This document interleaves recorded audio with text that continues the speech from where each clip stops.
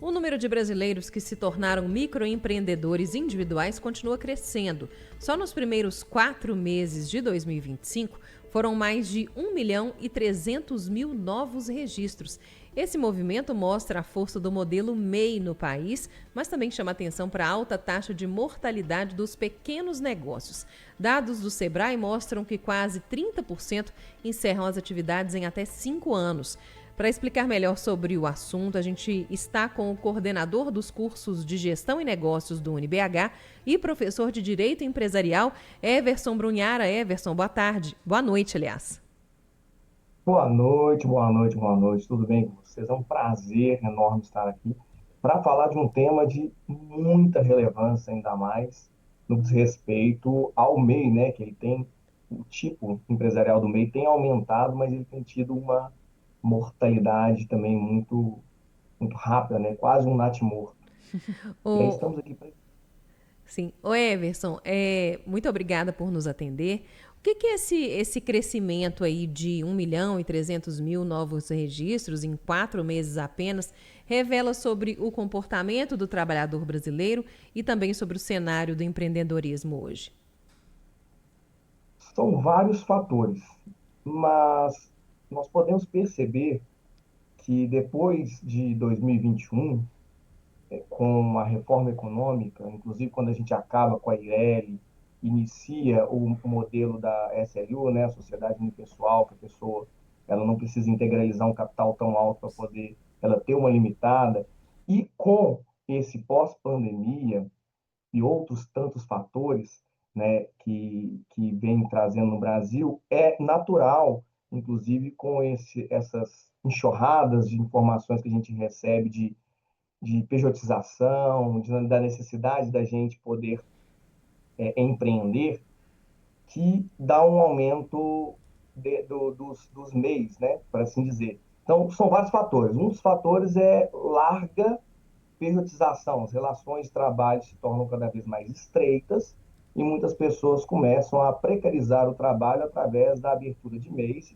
Isso é até uma explicação por que muitas delas fecham também, 30% delas fecham em menos de 5 anos.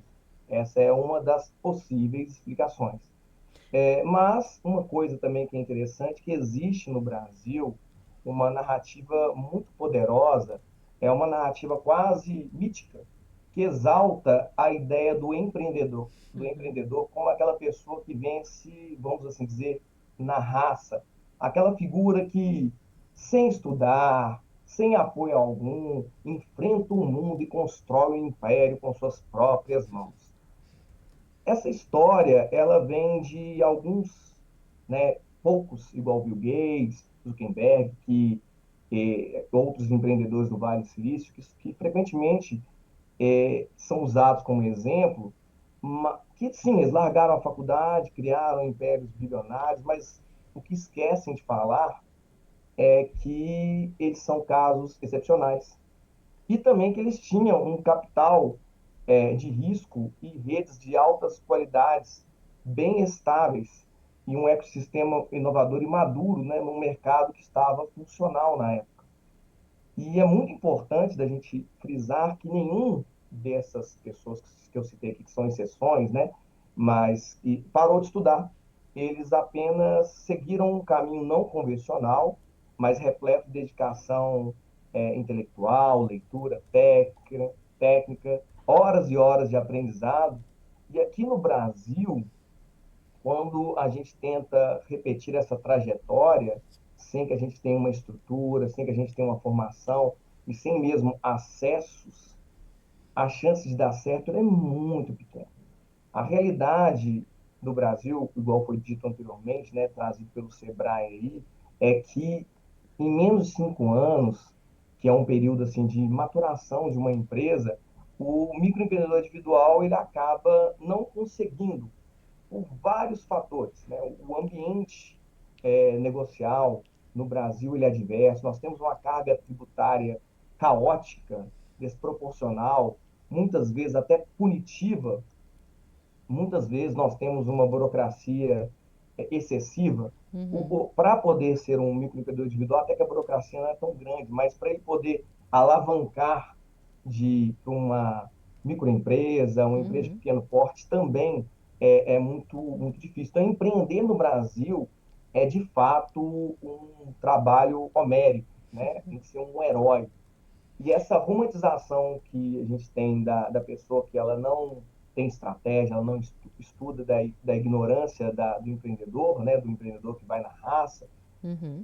que basta ter talento, é, é uma coisa que a gente tem que superar, né? Acaba sendo um desserviço essas falas que a gente ouve muito aí, inclusive toda vez aparece nos nossos feeds de internet, né? Aprenda a empreender em 5 aulas, né? Aham. Só a gente sabe que essas receitas de bolo, essas fórmulas miojo de aprendizado, elas não vão dar certo, mas é o que é vendido, né?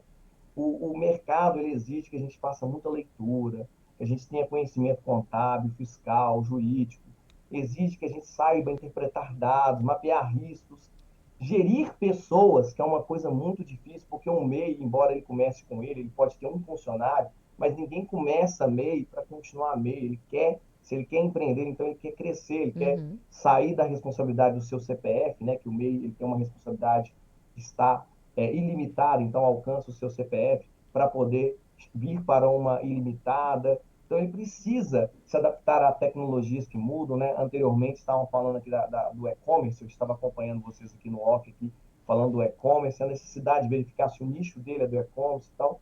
E infelizmente muitos empreendedores sequer compreendem o próprio plano de negócio Uhum. porque eles não entendem que é necessário muito tempo de estudo do mercado para poder empreender. Então, esse é um dos motivos, né, Uhum.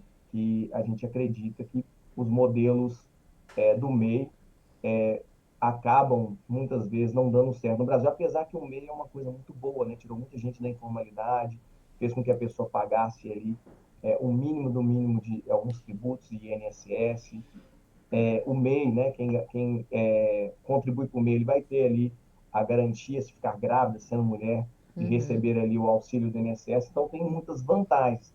Mas as pessoas, elas precisam entender do negócio, saber que o estudo é muito importante. Então, essa é uma das percepções que eu tenho nessa parte do mercado de respeito ao MEI.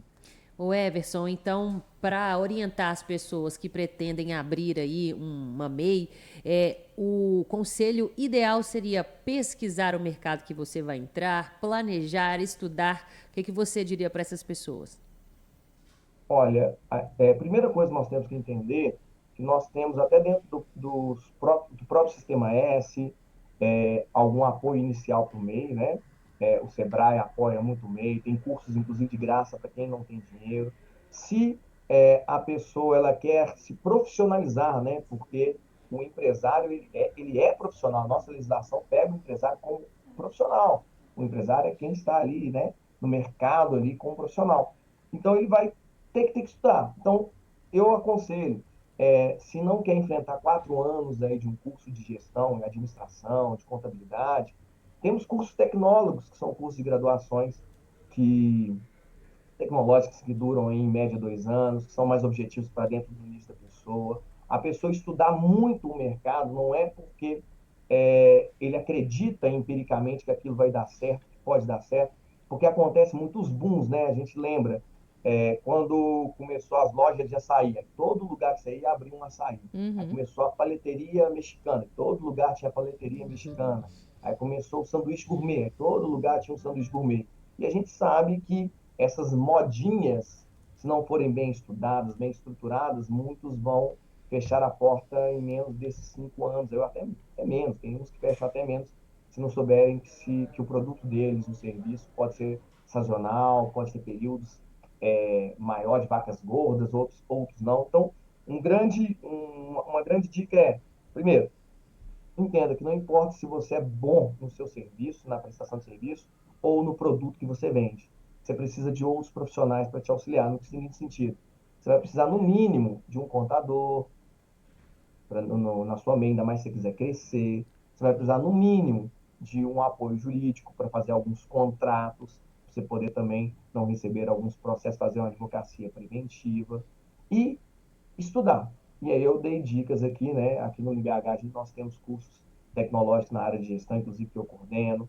se a pessoa, ela, em termos tecnológicos e de graduação, se a pessoa, ela está agora começando e querendo enveredar, tem os cursos livres, inclusive, do próprio Sebrae também que apoiam, e é leitura. E aí uma dica, né? É menos assistir videoaulas no YouTube e mais leituras com materiais curados, né? Que tem uma curadoria, uma coisa mais robusta.